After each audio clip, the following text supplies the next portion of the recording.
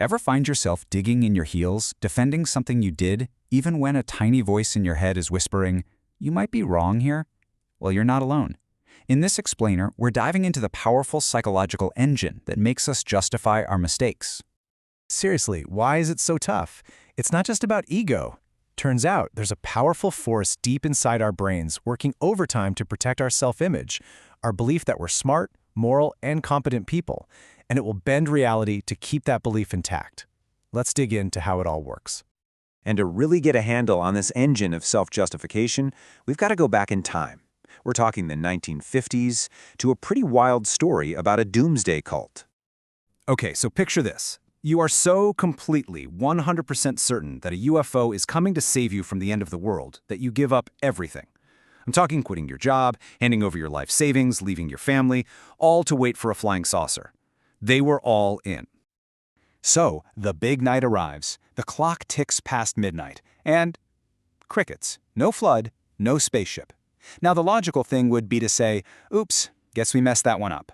But nope, that is not what happened, not even close.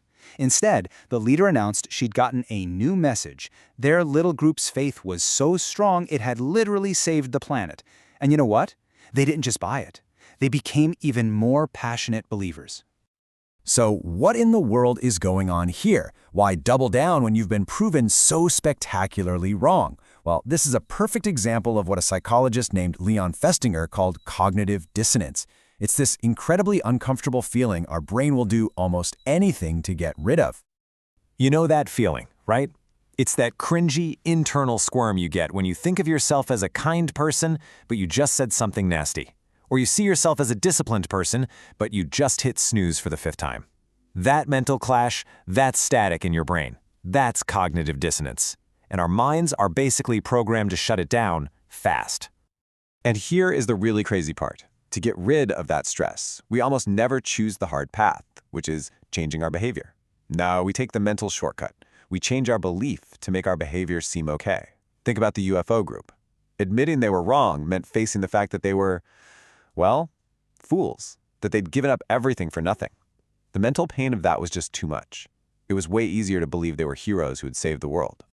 So that's the key right there. This powerful, deep-seated need to reduce dissonance is the fuel for our engine of self-justification. It's not something we think about. It's an automatic defense mechanism that kicks in to keep our self-concept intact.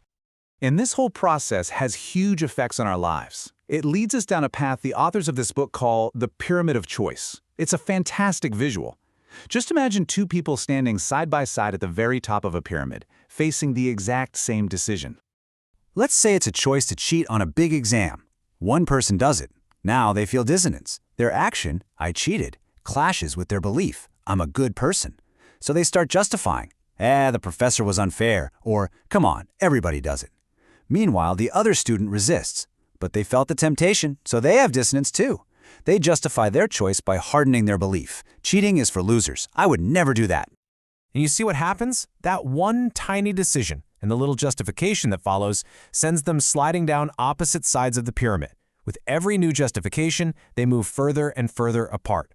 By the time they get to the bottom, their views on cheating aren't just a little different, they are worlds apart, all from that one initial step.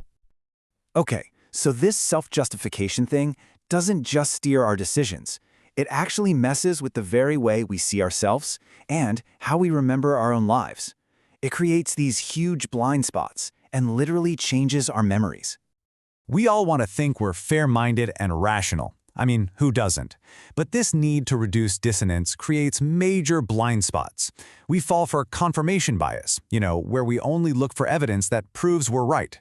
And we become total experts at ignoring how our own self-interest might be clouding our judgment. The authors have this perfect analogy for it. Our biases are like the water that fish swim in. We are so completely submerged in them, they feel so normal that we have no idea they're even there. It makes it super easy to spot hypocrisy in others, but almost impossible to see it in ourselves. So, if our moment-to-moment judgment is this flawed, what does that mean for our memory? You might think of your memory as this perfect little video recorder, capturing the past exactly as it happened. But yeah, it turns out that's not how it works at all. Your memory is way more like a storyteller, a very biased one. In fact, our memory is constantly working to protect our ego. It becomes our own personal self-justifying historian. It subtly edits our life story, trimming the bits where we look bad, conveniently forgetting embarrassing details, and pumping up our role in any successes. All of this happens unconsciously to create a personal narrative that fits the hero we want to be today. Now, this isn't just some harmless mental quirk. This internal process of justifying and twisting memories has serious, sometimes devastating consequences out in the real world, from ruining lives in the courtroom to tearing families apart. A truly tragic example is the case of the Central Park Five.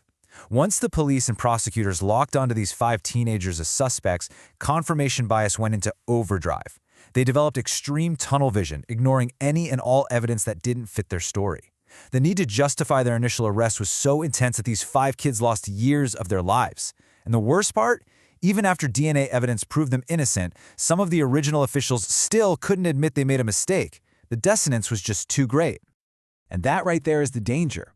In any system that values certainty, the psychological need for people in charge to be right can become stronger than the need to find the truth. Overconfidence becomes the real enemy. And this exact same dynamic blows up our personal relationships too.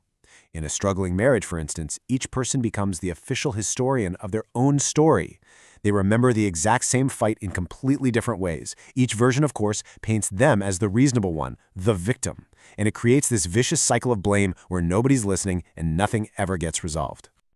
So if we're all wired this way, if this is an automatic, unconscious process, are we just stuck? Is there any way to break free from this powerful cycle of self-justification? Well, the authors say, yes, there is a way out. It's not easy, but it is possible. Take Oprah Winfrey. After she passionately recommended a book that was later exposed as a total fraud, her first instinct was to defend herself. But then she did something incredible. She went on TV, admitted her mistake, apologized, and took full responsibility. And people respected her for it immensely. And this right here is the absolute core of it all. Making an error, that's just being human. It's gonna happen. The real mistake, the one that starts you sliding down that pyramid, is refusing to admit it. Owning up to being wrong is hard. It feels terrible in the moment. But it is the only way we learn, the only way we grow, and the only way to stop that destructive cycle. So the next time you feel that little defensive twinge, that urge to explain away something you did, what are you going to do? Are you going to take the easy route and slide down the pyramid of self-justification? Or are you going to take the tougher, but ultimately better path of owning it? At the end of the day, that choice is up to you.